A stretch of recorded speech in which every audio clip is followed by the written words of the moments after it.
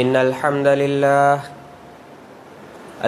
لله نحمده ونستعينه ونستغفره ونؤمن به ونتوكل عليه ونعوذ بالله من شرور أنفسنا ومن سيئات أعمالنا من يهده الله فلا مضل له ومن يضلله فلا هادي له وأشهد أن لا إله إلا الله وحده لا شريك له وأشهد أن محمدا عبده ورسوله أما بعد فإن خير الحديث كتاب الله وخير الهدي هدي محمد صلى الله عليه وسلم وشر الأمور محدثاتها وكل محدثة بدعة وكل بدعة ضلالة وكل ضلالة في النار فقد قال الله سبحانه وتعالى في كلامه المجيد أعوذ بالله السميع العليم من الشيطان الرجيم من همزه ونفخه ونفثه بسم الله الرحمن الرحيم يا أيها الذين آمنوا اتقوا الله حق تقاته ولا تموتن إلا وأنتم مسلمون يا أيها الناس اتقوا ربكم الذي خلقكم من نفس واحدة وخلق منها زوجها وبث منهما رجالا كثيرا ونساء واتقوا الله الذي تساءلون به والأرحام إن الله كان عليكم رقيبا يا أيها الذين آمنوا اتقوا الله وقولوا قولا سديدا يصلح لكم أعمالكم ويغفر لكم ذنوبكم ومن يطع الله ورسوله فقد فاز فوزا عظيما وقال الله سبحانه وتعالى في موضع آخر يا أيها الذين آمنوا لا تلهكم أموالكم ولا أولادكم عن ذكر الله ومن يفعل ذلك فأولئك هم الخاسرون وأنفقوا مما رزقناكم من قبل أن يأتي أحدكم الموت فيقول رب لولا أخرتني إلى أجل قريب فأصدق وأكن من الصالحين وقال النبي صلى الله عليه وسلم يتبع الميت ثلاثة فيرجع اثنان ويبقي معه واحد يتبعه أهله وماله وعمله فيرجع أهله وماله ويبقى عمله أو كما قال عليه الصلاة والسلام رب اشرح لي صدري ويسر لي أمري واحلل عقدة من لساني يفقه قولي ربي زدني علما نافعا ربي زدني علما نافعا ربي زدني علما نافعا تمام قسم کی تعریف و توصیف، بڑائی و بزرگی، حمد و کبریائی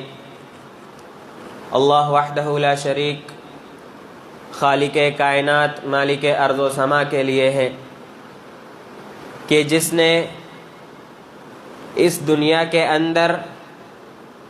ہمیں عدم سے وجود بخشا اور ہمیں پیدا کر کے یوں ہی نہیں چھوڑا، بلکہ اللہ رب العالمین نے ہمیں اپنی زندگی گزارنے کے اصول و ضابطے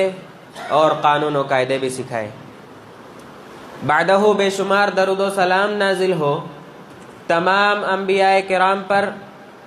بالخصوص ہم سب کے آخری نبی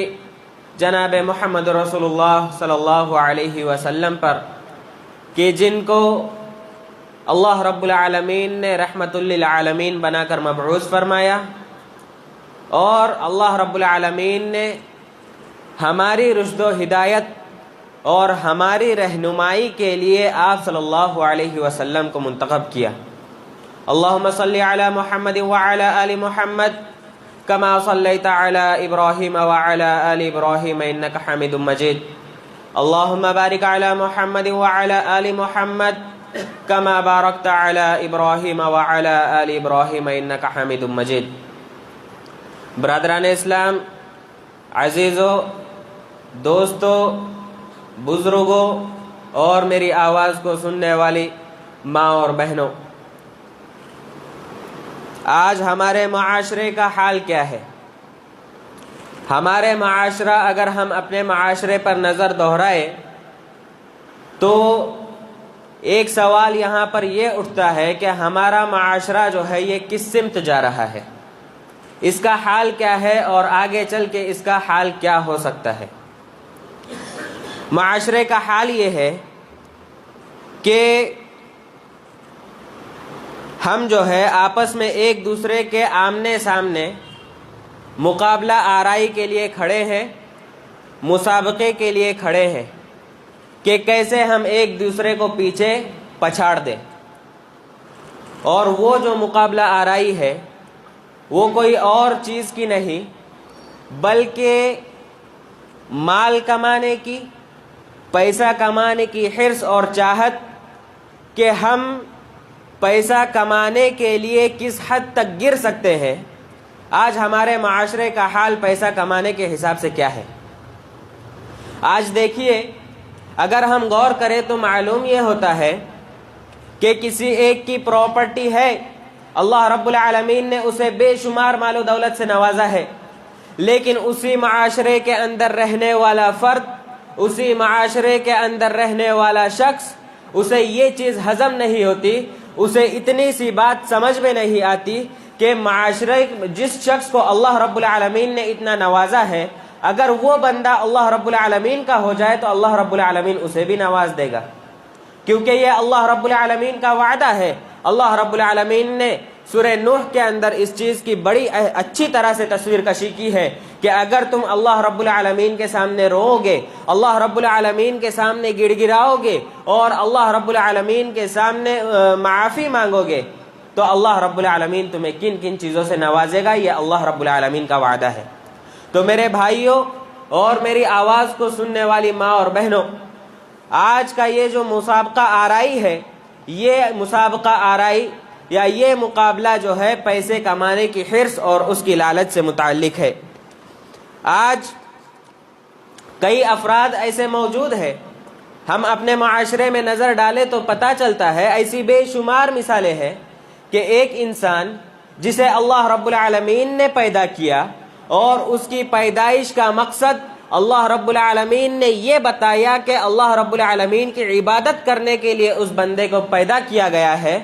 لیکن افسوس اس بات کا ہے اور کہتے ہوئے بھی بڑا افسوس لگتا ہے کہ آج انسان نے اس اپنے مقصد حیات کو بھلا دیا ہے. اللہ رب العالمین کی عبادت کرنی چاہیے تو بندہ اللہ رب العالمین سے کوسوں دور ہو چکا ہے. پیسے کمانے کے چکر میں اللہ رب العالمین کی عبادت تو دور، اللہ رب العالمین کے سامنے ہاتھ تک نہیں پھیلاتا، اللہ رب العالمین کا ذکر و اذکار تک نہیں کرتا ہے. بے شمار مثالیں اس کی موجود ہیں. اب ہم نماز ہی کا مسئلہ لے لیتے ہیں.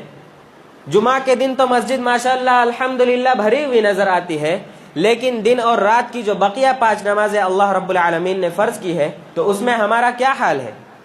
کیا ہم یہ سوچتے ہیں، کیا ہم یہ سمجھتے ہیں کہ ہمارا تو ابھی جوانی کا مرحلہ ہے، ہم جب بڑھاپے کے مرحلے میں پہنچیں گے تو ہم جو ہے اللہ رب العالمین کی عبادت کریں گے؟ ہے کوئی اس چیز کی گارنٹی دے سکتا ہے؟ کسی کے پاس اللہ رب العالمین کی طرف سے کوئی کارڈ وغیرہ آیا ہوا ہے کہ تمہاری جو عمر ہے یہ 63 سال کی عمر میں ختم ہوگی، یا جب تم بڑھاپے کو پہنچو گے تب تمہاری عمر ختم ہوگی؟ ایسا کوئی شخص گواہی دے سکتا ہے؟ تو اللہ رب العالمین، ہم نہیں جانتے کہ ہماری موت کب واقع ہو سکتی ہے. ہمیں یہ نہیں معلوم ہے کہ ہم کل کے دن زندہ رہیں گے یا نہیں زندہ رہیں گے. تو اللہ رب العالمین نے یہ جو زندگی ہمیں عطا کی ہے، ہم اس زندگی کو غنیمت سمجھتے ہوئے، اپنی زندگی کے ہر دن کو آخری دن سمجھتے ہوئے اللہ رب العالمین کی عبادت کریں. پیسہ روزی روٹی دینے کا کام اللہ رب العالمین کا ہے. یقیناً اللہ رب العالمین فرماتا ہے کہ وَأَن لَّيْسَ لِلْإِنسَانِ إِلَّا مَا سَعَىٰ، کہ انسان کے لیے وہی کچھ ہے جو وہ کوشش کرتا ہے، لیکن اس کوشش کا مقصد اور اس کوشش سے مراد یہ نہیں ہے کہ ہم اللہ رب العالمین کی عبادت کو بھول جائیں۔ ایسے بہت سارے واقعات رونما ہوتے ہیں کہ جب رمضان کا مہینہ آتا ہے تو بسا اوقات بہت سارے لوگ آتے ہیں اور پوچھنے لگتے ہیں کہ مولانا صاحب ہمارا جو کام ہے، ہم جو جاب کرتے ہیں وہ ہارڈ ورکنگ ہے،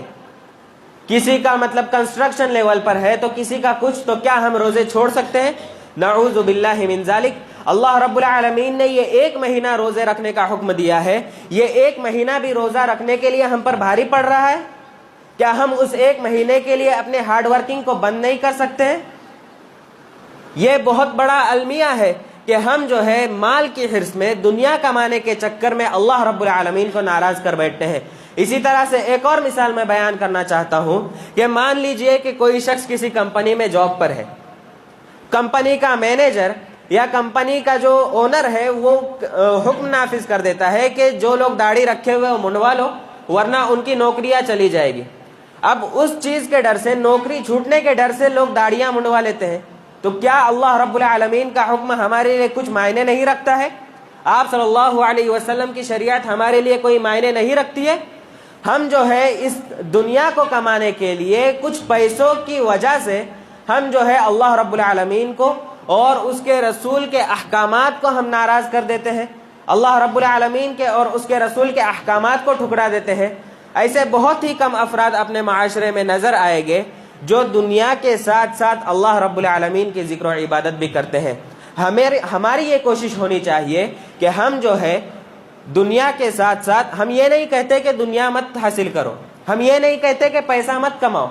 ہم صرف یہی کہنا چاہتے ہیں کہ ہم دنیا کمانے کے چکر میں یا مال کمانے کے اس میں ہم اللہ رب العالمین کو ہرگز نہ بھولیں، اس لیے کہ اللہ رب العالمین ہم تمام لوگوں کا رب ہے، اور اللہ رب العالمین نے ہمیں جس مقصد کے لیے بھیجا ہے ہم اس مقصد میں پورے اتر جائیں، اللہ رب العالمین کی عبادت میں لگے رہے۔ اسی طرح سے میرا سوال یہ ہے کہ ہمیں مرنا ہے یا نہیں مرنا ہے، یعنی اللہ رب العالمین ہمیں موت دے گا یا نہیں دے گا۔ دوسرا سوال یہ ہے کہ کیا ہمیں اپنی موت کا وقت معلوم ہے۔ تیسرا سوال یہ ہے کہ کیا ہم مرنے کے بعد جو مال ہم کمائیں گے کیا ہم وہ قبر کے اندر ساتھ میں لے کر جائیں گے۔ چوتھا سوال یہ ہے کہ جب ہم کفن سلتے ہیں تو کیا اس کفن کے اندر جیب لگا رہتا ہے۔ پانچواں سوال یہ ہے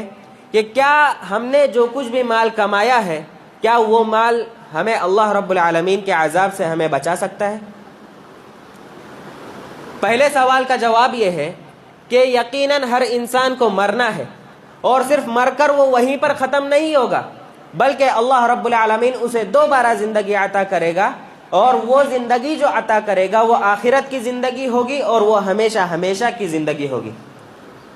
تو ہم یہ نہ سمجھے کہ یہ دنیا سے مر گئے تو مر گئے، معاملہ ختم ہو گیا،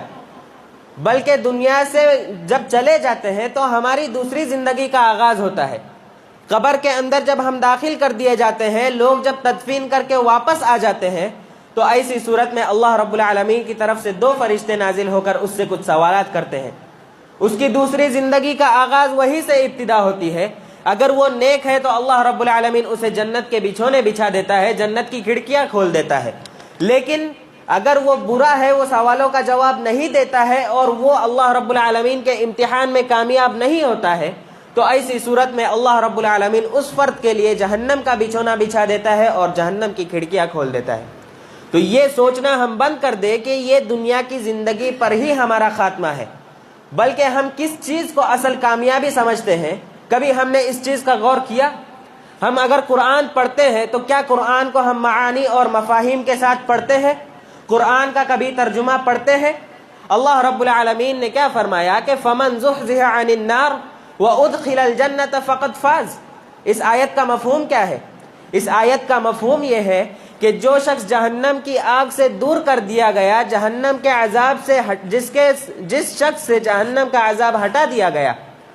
اور جنت کے اندر وہ شخص داخل کیا گیا، تو ایسا شخص فقط فاز، کامیابی پانے والا ہے۔ وَمَا الْحَيَاةُ الدُّنْيَا إِلَّا مَتَاعُ الْغُرُورِ۔ اللہ رب العالمین خود اس چیز کے بارے میں فرماتا ہے کہ دنیاوی زندگی جو ہے یہ محض ایک دھوکے کا سامان ہے، اس دھوکے میں ہمیں نہیں پڑنا ہے۔ اسی طرح سے مرنے کا وقت ہمیں کسی کو نہیں معلوم، ہم یہ نہیں جانتے کہ ہم ابھی نماز کے بعد زندہ رہیں گے یا نہیں، ہم یہ نہیں جانتے کہ 1 منٹ کے بعد کیا ہونے والا ہے، ہمارے ساتھ کوئی حادثہ ہوگا یا ہماری وفات ہو جائے گی، ہم نہیں جانتے۔ اس لیے یہ جو زندگی ہمیں ملی ہے، اس زندگی کو ہم غنیمت سمجھے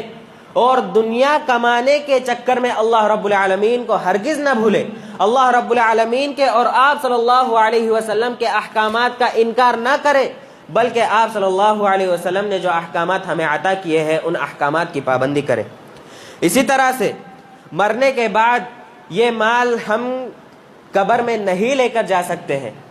ایون یہ کہ ہم اگر کوئی انگوٹھی پہنے ہوئے ہو یا گلے میں کوئی چین ہار جو کچھ بھی ہو، وہ چیزیں ہم نہیں لے جا سکتے ہیں، ان تمام چیزوں کو نکال کر سائیڈ میں رکھ دیا جائے گا، صرف ہمیں کپڑوں کے اندر لپیٹ کر مٹی کے اندر دفن کیا جائے گا، اور پھر اس کے بعد ہمارا حشر اور ہمارا حساب و کتاب چالو ہو جائے گا۔ اسی طرح سے کفن کے اندر کوئی بھی جیب نہیں ہوتا۔ اور تیسری بات یہ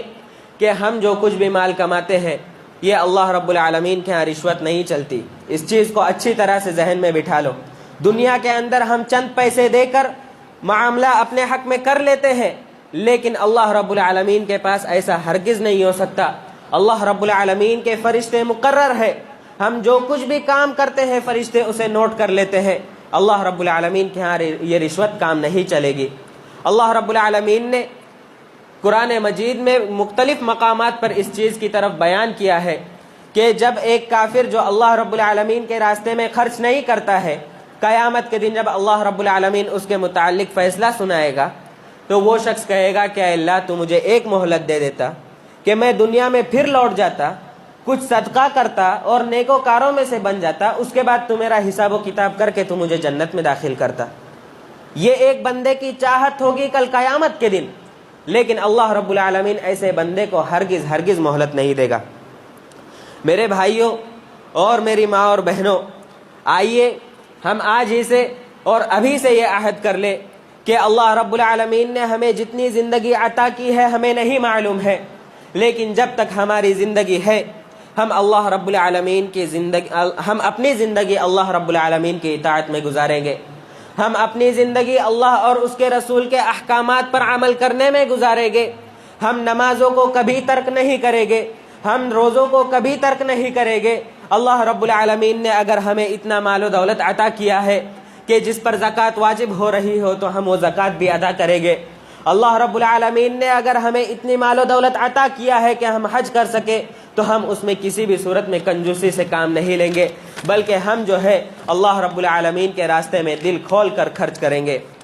آپ صلی اللہ علیہ وسلم کی اس حدیث کو ہمیں سامنے رکھنا چاہیے کہ آپ صلی اللہ علیہ وسلم نے فرمایا کہ ایک مردہ جب مر جاتا ہے، ایک انسان جب مر جاتا ہے تو میت کے ساتھ 3 چیزیں قبرستان تک جاتی ہے۔ کون کون جاتا ہے؟ پہلی چیز اہلہ، اس کا اہل و عیال جاتا ہے، اس کے گھر والے جاتے ہیں، ومالہ، اس کا مال بھی جاتا ہے، وعملہ، اور تیسری چیز کیا ہے؟ تیسری چیز اس کا عمل جاتا ہے۔ آپ صلی اللہ علیہ وسلم فرماتے ہیں کہ یہ 3 چیزوں میں سے 2 چیزیں تو واپس لوٹ کر آ جاتی ہے، لیکن ایک چیز اس کے ساتھ قبر میں بھی باقی رہتی ہے۔ تو جو 2 چیزیں لوٹ کر آتی ہے وہ کون ہے؟ ایک تو اس کا اہل و عیال ہے اور دوسرا اس کا مال و دولت ہے۔ یعنی گھر والے جب تدفین کر لیتے ہیں تو وہ گھر کو واپس آ جاتے ہیں، مردے کے ساتھ وہ قبر میں نہیں جاتے، اور مال جو ہے وہ بھی واپس آ جاتا ہے، لیکن ایک چیز قبر میں مردے کے ساتھ ہمیشہ باقی رہتی ہے۔ وہ کیا باقی رہتی ہے؟ کہ عمل باقی رہتا ہے، تو انسان کو اس کے عمل کے مطابق ہی بدلہ دیا جاتا ہے۔ اب ہم اس بات پر غور کریں کہ اگر ہم نمازوں کو چھوڑیں گے، اگر ہم روزوں کو چھوڑیں گے، ہم زکوٰۃ ادا نہیں کریں گے، صدقہ تو خیرات نہیں کریں گے، اللہ رب العالمین کی تسبیح تہلیل نہیں کریں گے، تو ہمارے پاس نیکی میں رہا کیا اور ہمارے اعمال رہے کیا؟ نیک اعمال اگر ہے ہی نہیں تو اللہ رب العالمین ہمیں اپنا اجر و ثواب دے سکتا ہے کیا؟ جب ہمارے اعمال برے ہیں تو سوچئے کہ قبر سے ہی وہ عذاب کا سلسلہ شروع ہو جاتا ہے اور اللہ رب العالمین ایسے فرد کے لیے جہنم کا بچھونا بچھا دیتا ہے۔ تو میرے عزیزوں، سامعین و سامعات، اس چیز کو سمجھنے کی ضرورت ہے کہ یہ دنیا جو ہے یہ ایک آزمائش ہے اللہ رب العالمین کی طرف سے. یہ اولاد، یہ اموال، یہ جو کچھ بھی ہے، یہ سب کو سب اللہ رب العالمین کی طرف سے آزمائش ہے. اللہ رب العالمین ان چیزوں کے ذریعے سے ہمیں آزماتا ہے. ضرورت اس بات کی ہے کہ ہم اللہ رب العالمین کی آزمائش میں کھرے اترے. اللہ رب العالمین جو چیز ہم سے طلب کرتا ہے اس چیز کو ہم کریں. اللہ رب العالمین ہم سے عبادت کو طلب کرتا ہے. اللہ رب العالمین ہم سے یہ چاہتا ہے کہ ہم اللہ رب العالمین کے سامنے توبہ استغفار کریں. اللہ رب العالمین یہ چاہتا ہے کہ ہم اللہ رب العالمین کے سامنے اپنے ہاتھوں کو پھیلائیں، اپنی ضرورتیں اللہ رب العالمین سے مانگے. اللہ رب العالمین یہ چاہتا ہے تو ہم جو ہے اللہ رب العالمین کی عبادتوں میں لگے رہیں. چلیے ایک لمحے کے لیے اگر ہم یہ مان بھی لیتے ہیں کہ مال کمانا غلط نہیں ہے،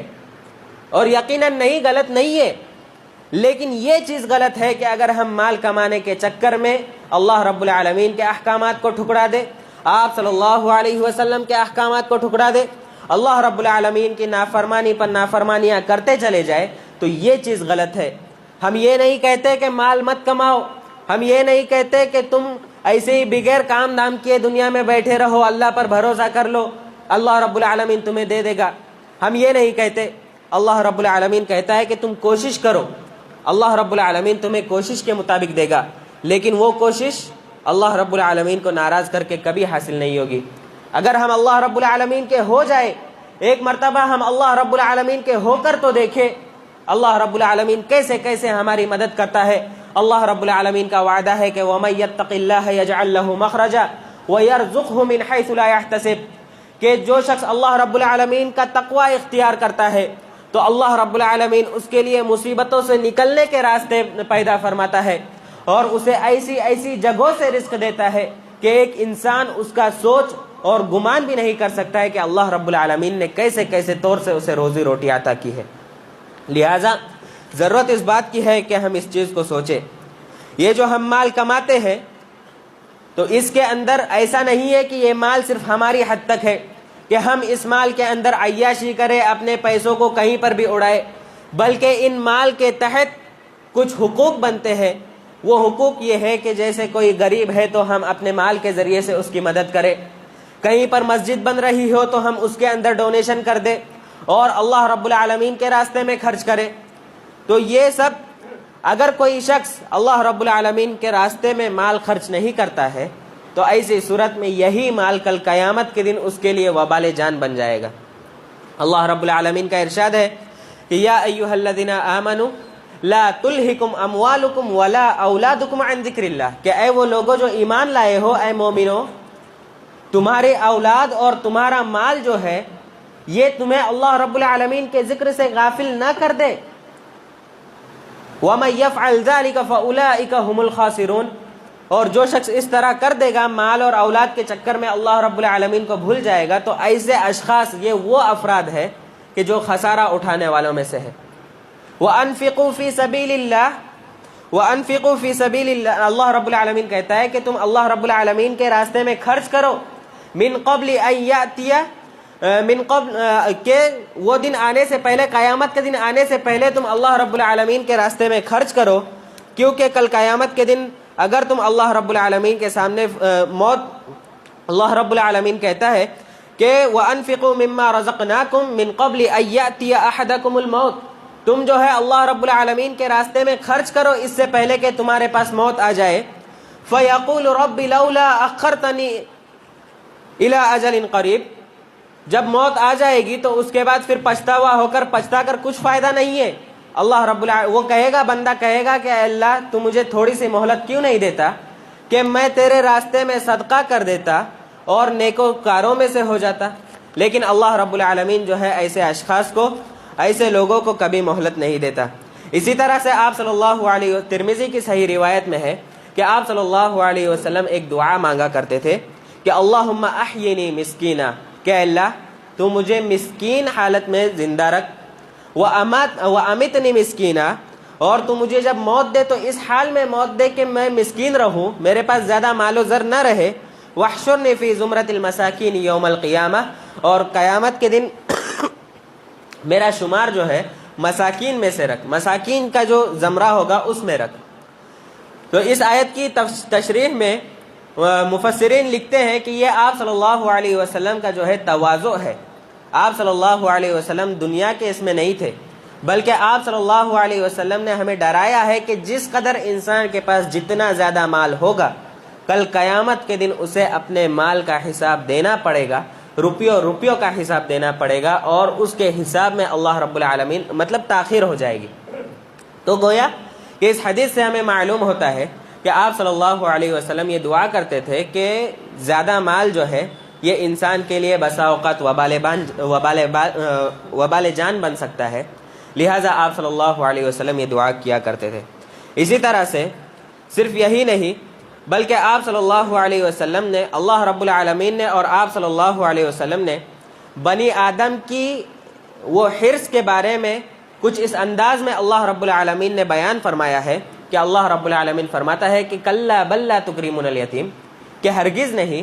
بلکہ تم لوگ یتیموں کی عزت کرتے ہی نہیں ہے، یتیموں کا اکرام کرتے ہی نہیں ہے. ولا تحاضون علی طعام المسکین، اور تم جو ہے مساکین کو کھانا کھلانے پر ایک دوسرے کو ابھارتے بھی نہیں ہے. وتأکلون التراث اکلا لما، اور تم دوسروں کی میراث میں مطلب اپنا حق جماتے ہو اور دوسروں کی میراث پر ڈاکہ ڈالنے کی کوشش کرتے ہو. وتحبون المال حبا جما، اور یہ جو مال جو ہے یہ اس سے تم بہت زیادہ محبت کرتے ہو. تو یہ اللہ رب العالمین نے بنی آدم کے مال کی حرص کے بارے میں بیان کیا کہ ان لوگوں کی جو مثال ایسے ہی ہے کہ یہ لوگ مال سے بہت زیادہ محبت کرتے ہیں. اسی طرح سے اللہ رب العالمین نے مکمل ایک صورت نازل کر کے مال جمع کرنے والے اور اللہ رب العالمین کے راستے میں نہ خرچ کرنے والوں کا عذاب بیان کیا. سورہ ہمزہ جو 30ویں پارے کی جو سورت ہے اس کے اندر اللہ رب العالمین نے اس چیز کے بارے میں بیان فرمایا ہے کہ وَيْلٌ لِكُلِّ هُمَزَةٍ لُمَزَةٍ الَّذِي جَمَعَ مَالًا وَعَدَّدَهُ، کہ ہلاکت ہے ان لوگوں کے لیے جو دوسروں کی عیوب کے پیچھے پڑے رہتے ہیں، ٹوہ میں پڑے رہتے ہیں. الَّذِي جَمَعَ مَالًا وَعَدَّدَهُ، جو لوگ مال تو جمع کرتے ہیں لیکن اسے گن کر رکھتے ہیں، اللہ رب العالمین کے راستے میں خرچ نہیں کرتے. کلا یحسب ان مالہ اخلدہ، اور وہ یہ گمان کرتے ہیں کہ یہ جو مال ہم جمع کر رہے ہیں یہ ہمیشہ رہنے والا ہے اور ہمارے پاس ہی رہنے والا ہے. کلا لینبذن فی الحطمہ، اللہ رب العالمین فرماتا ہے کہ ہرگز نہیں، ایسا ہرگز نہیں ہو سکتا، بلکہ اس نے یہ جو مال جمع کیا ہے اسے جو ہے حطمہ میں پھینک دیا جائے گا.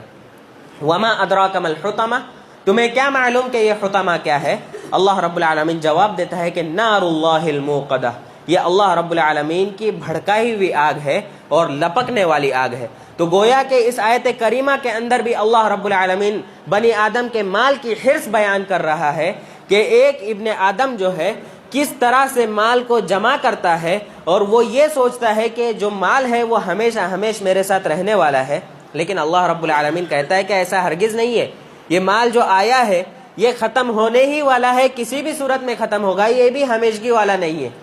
اور بلکہ یہ مال اگر بچ جائے تو اللہ رب العالمین اسے جہنم میں پھینک دے گا. اسی طرح سے اللہ رب العالمین نے ایک اور مقام پر ارشاد فرمایا کہ الہاکم التکاثر حتی زرتم المقابر، کہ کثرت اموال کی چاہت نے لوگوں کو ہلاک و برباد کر دیا. حتی زرتم المقابر، ان کے مال کی چاہت اتنی ہے کہ وہ مطلب قبروں کی زیارت تک کر گئے، یعنی مر گئے لیکن ان کی وہ خواہش مٹنے والی نہیں ہے. اسی طرح سے آپ صلی اللہ علیہ وسلم نے فرمایا کہ اگر ابن آدم کو 2 وادی سونے کی دی جائے تو پھر بھی اسے اس پر اکتفا نہیں کرے گا وہ، بلکہ وہ تیسری کی تلاش میں نکلے گا. اور پھر آپ صلی اللہ علیہ وسلم نے فرمایا کہ ایسے شخص کی جو بھوک ہے وہ صرف اور صرف قبر کی مٹی ہی بھر سکتی ہے. معزز سامعین و سامعات، آپ صلی اللہ علیہ وسلم کی ایک حدیث بیان کر کے میں آج کے اس خطبے کو ختم کر دوں گا. آپ صلی اللہ علیہ وسلم نے فرمایا کہ ان لکل امت فتنہ وان فتنۃ امتی المال، کہ آپ صلی اللہ علیہ وسلم نے فرمایا کہ بے شک ہر امت کو اللہ رب العالمین نے کسی نہ کسی چیز کے ذریعے سے آزمایا ہے. فتنہ کہتے ہیں آزمائش کو، تو اللہ رب العالمین نے ہر امت کو کسی نہ کسی چیز سے آزمایا ہے. وفتنۃ امتی المال، اور میری امت کو اللہ رب العالمین مال کے ذریعے سے آزمائے گا. میری امت کو اللہ رب العالمین مال کے ذریعے سے اللہ رب العالمین آزمائش میں مبتلا کرے گا. اسی طرح سے آپ صلی اللہ علیہ وسلم کی ایک روایت کہ آپ صلی اللہ علیہ وسلم جس میں فرمایا کہ لیاتی علی الناس زمان، کہ لوگوں پر عنقریب ایک زمانہ ایسا آئے گا، ایک زمانہ لوگوں پر ایسا آئے گا کہ لوگ مال تو کمائیں گے لیکن وہ اس چیز میں فرق نہیں کریں گے، وہ نہیں جانتے کہ انہوں نے جو مال کمایا ہے، جو مال حاصل کیا ہے، وہ حلال طریقے سے حاصل کیا ہے یا حرام طریقے سے حاصل کیا ہے۔ تو معزز سامعین، خلاصہ کلام یہ ہے کہ ہم جو ہے مال کمائیں، لیکن مال کمانے کے چکر میں اللہ رب العالمین کو ہرگز نہ بھولے، اللہ رب العالمین کی عبادت کرتے رہے، مال کمائے لیکن اللہ اور اس کے رسول صلی اللہ علیہ وسلم کے جو احکامات ہمیں ملے ہیں ان احکامات کی ہم پابندی کریں۔ اسی طرح سے مال جو ہم کمائیں تو اس میں ہمارا سب سے بڑا انتخاب یہ ہونا چاہیے، ہماری یہ چوائس ہونی چاہیے کہ ہم مال جو ہے حلال طریقے سے کمائیں، اور اسی طرح سے مال جو ہم کمائیں گے اسے اللہ رب العالمین کے راستے میں بھی خرچ کریں، اور یہ بات یاد رکھے کہ ہم جو کچھ بھی مال کمائیں گے اس کا حساب اللہ رب العالمین کے بارگاہ میں ہمیں دینا ہے۔ آخر میں اللہ رب العالمین سے دعا کرتے ہیں کہ الہ العالمین تو ہم تمام لوگوں کو تیری زیادہ سے زیادہ عبادت کرنے کی توفیق عطا فرما، اور الہ العالمین یہ جو مال کی جو حرص ہے تو اس حرص کو ہمارے اندر سے کم فرما۔ الہ العالمین جو کچھ بھی ہم کمائے الہ العالمین تو اس میں سے تیرے راستے میں خرچ کرنے کی ہمیں توفیق عطا فرما۔ الہ العالمین جو بے روزگار ہے تو انہیں روزگار عطا فرما۔ الہ العالمین جو مریض ہے تو انہیں شفاء کاملہ عاجلہ نافعہ عطا فرما۔ الہ العالمین جو مقروض ہے ان کے قرض کی ادائیگی کے سبیل نکال۔ آمین۔ تقبل یا رب العالمین۔ بارک اللہ لنا ولکم فی القرآن الکریم ونفعنی وإیاکم بالآیات والذکر الحکیم، انہ تعالی جواد کریم ملک بر الرؤوف الرحیم۔